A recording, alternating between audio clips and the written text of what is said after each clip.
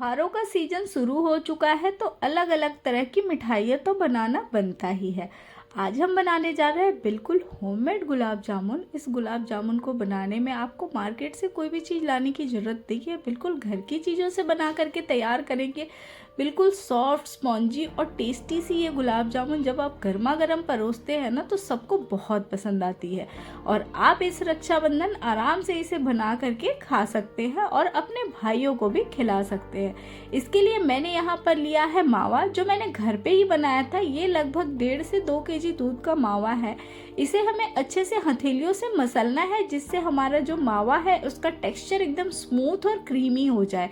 बिल्कुल इसमें पानी नहीं डालना है। इस तरह से जब आप हथेली से मसलते हैं तो इसमें जो एक्स्ट्रा घी है वो बहुत अच्छे से निकलता है, और इसमें जो भी क्रम्स दिख रहे हैं आपको, जो खुरदरापन दिख रहा है, जो दरदरापन दिख रहा है, वो बिल्कुल सॉफ्ट और सॉफ्ट हो जाएगा। इस तरह से जब हम हथेलियों से मिक्स करते हैं तो जो हमारे मावा का घी है वो धीरे धीरे हमारे हथेलियों की गर्मी से बाहर आता है और बिल्कुल सॉफ्ट सा ये हमारा मावा गुथ करके तैयार होता है। अब हम इसमें डाल देंगे 3 से 4 चम्मच मैदा। यहाँ पर मैदा की क्वांटिटी हमें कम रखनी है। मैंने जैसा आपको बताया घर की चीज़ों से बनाएंगे, इसके लिए हमें एक्स्ट्रा मार्केट से कुछ नहीं लाना है। अगर आपके पास दूध हो, साथ में आपके पास घर पे मैदा तो हर किसी के घर में रहता हो, और इसमें हम डालेंगे बस चीनी। इतनी ही चीज़ों से ये हमारी मिठाई बन करके तैयार होगी। ये एकदम हमारा सॉफ्ट और स्मूथ हो गया है हमारा जो मावा है, और इसमें मैंने मैदा मिक्स करके बहुत अच्छे से हम इसे मिक्स करेंगे इस तरह से।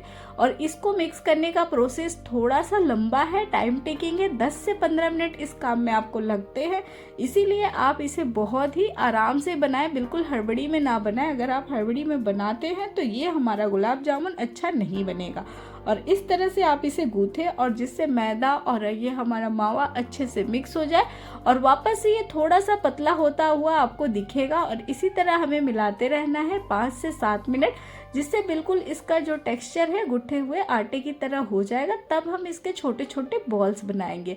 और मिठाई तो आपने मार्केट से बहुत बार खाई होगी गुलाब जामुन, लेकिन एक बार इस रेसिपी को फॉलो करते हुए आप घर पे बनाइए तो बहुत ही अच्छा बनता है। इसमें मैं डाल दूंगी थोड़ा सा बेकिंग सोडा, जिससे ये हमारा एकदम स्पॉन्जी सा बनेगा। इसीलिए यहाँ पर आप बेकिंग सोडा थोड़ा जरूर डालें।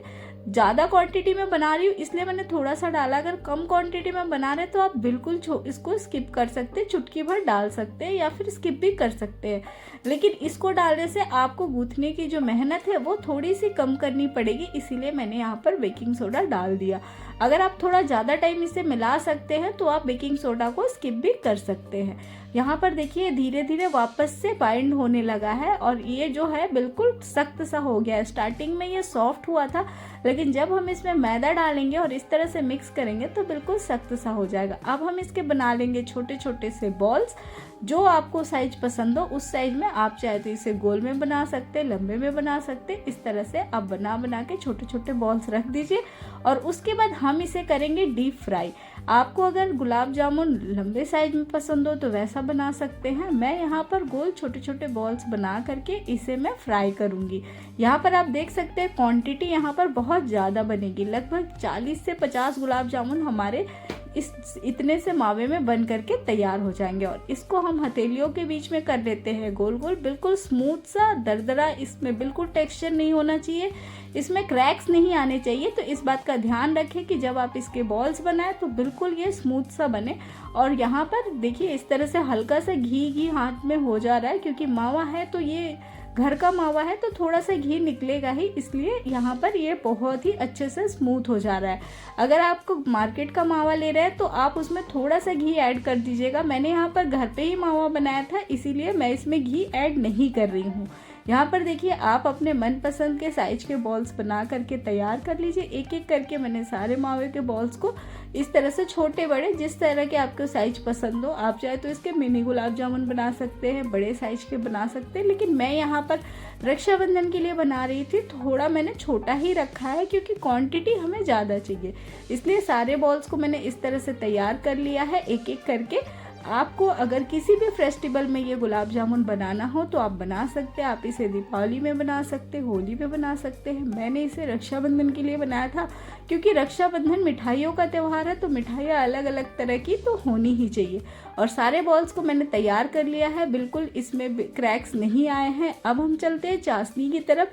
यहाँ पर मैंने लिया है 1 kg चीनी, और इसमें मैं डाल दूंगी 1 kg ही पानी। 1 लीटर से 1.25 लीटर तक आप इसमें पानी डालिए, क्योंकि चीनी से पानी की क्वांटिटी ज़्यादा होनी चाहिए। और यहाँ पर चीनी जब हमारा अच्छे से बॉयल होने लगेगा, एकदम मिक्स हो जाएगा, तब हम इसमें डाल देंगे इलायची के 3-4 खोल करके हम इसे बीज के साथ डाल देते हैं। आप चाहे तो यहाँ पर इलायची पाउडर का भी यूज़ कर सकते हैं। साबुत इलायची अगर खोल के डालते हैं तो इसमें अच्छी खुशबू आती है। और यहाँ पर देखिए हमारा पानी अच्छे से बॉयल हो चुका है, और यहाँ पर हमें बिल्कुल इसको चाशनी एक तार की नहीं बनानी है, हल्की सी चिपचिपी चाशनी बनानी है। इस तरह से हमारी चाशनी रेडी हो चुकी है। अब हम लेते हैं कढ़ाई में मैं यहाँ पर डाल रही हूँ घी। आप चाहे तो इसे तेल में भी बना सकते हैं, मैं इसे घी में बना रही हूँ, बिल्कुल अच्छा सा टेस्ट आएगा। और ऑयल जो हमारा घी जो है हल्का सा गुनगुना होगा तो ही हम एक गुलाब जामुन डाल देंगे। उसके बाद धीरे धीरे इसके ऊपर से ऑयल डालेंगे, जिससे हमारा गुलाब जामुन एकदम परफेक्ट बनेगा। क्योंकि ये मार्केट वाला या प्री मिक्स गुलाब जामुन नहीं है, इसीलिए आप एक साथ बहुत ज़्यादा ना डालें, नहीं तो आपस में ये चिपक जाएंगे। और इस तरह से हम इसे 1 चम्मच की हेल्प से ऊपर से थोड़ा थोड़ा घी डालते हुए हम इसे पका लेंगे। आप अगर तेल डाल रहे हैं तो ज़्यादा क्वांटिटी में डाल सकते हैं। मैंने इसे एक फ्लैट पैन में डाला है, क्योंकि मैंने यहाँ पर घी का यूज़ किया है और ये बहुत जल्दी कलर ब्राउन हो जाता है, इसलिए बिल्कुल लो फ्लेम पर हमें इसे पकाना है, हाई फ्लेम पर नहीं। और बार बार इसे हमें टच भी नहीं करना है, जिससे ये फट सकता है। और इस तरह से आप इसे हिलाते हुए पका सकते हैं। और इसका साइज आप देख सकते हैं डबल होता जा रहा है, और इसका कलर बहुत ही अच्छा आएगा। एक बार ये अच्छे से पक जाएगा तो फिर ये चिपकेगा नहीं तो ये बहुत जल्दी चिपक जाता है, क्योंकि यहाँ पर हमारा घर का बना हुआ मावा है और यहाँ पर मैदे की क्वांटिटी भी बहुत कम हमने डाला है। और यहाँ पर देख सकते हैं हमारा गुलाब जामुन कलर बिल्कुल अच्छा सा आ चुका है, अंदर से बिल्कुल पक चुका है। गैस की फ्लेम को एकदम लो पे ही हमने पूरा इसे सेका है, हाई फ्लेम पर बिल्कुल नहीं करना है, नहीं तो हमारा गुलाब जामुन अंदर से पकेगा नहीं और ऊपर से ये जल जाएगा। इसीलिए हमने यहाँ पर बिल्कुल लो फ्लेम पर इसे रखा है। और एक एक करके सारे गुलाब जामुन को हम निकाल लेते हैं, और जितना आपको ज़रूरत हो उतना आप एक बार में इसके ऊपर चाशनी डाल करके इसे 10 मिनट तक छोड़ दीजिए। उसके बाद आप इसे गर्मा गर्म सर्व करिए, क्योंकि ये घर के बने गुलाब जामुन है, बहुत जल्दी सॉफ्ट हो जाते हैं। एक साथ पूरी चाशनी में नहीं डालना है हमें, जितना आपको ज़रूरत हो उतना ही आप डालिए। इस तरह से मैंने इसे बना करके रख लिया था, और मैंने अभी इतनी ही चाशनी में मिक्स किया है। अगर आपको ज़्यादा क्वांटिटी में डालना है तो आप ज़्यादा क्वांटिटी में बना करके रख दीजिए। यहाँ पर मैंने चाशनी भी रेडी रखा है। जब ये ख़त्म हो जाएगा तो वापस से मैं इसमें हल्का सा गुनगुना चाशनी करके डाल दूँगी, तो बिल्कुल सॉफ्ट स्पॉन्जी मार्केट वाले गुलाब जामुन हमारे घर पर बन करके तैयार हो जाएंगे। और ये गुलाब जामुन घर के मावे से बने हैं, तो इसलिए बच्चों के लिए भी अच्छा है।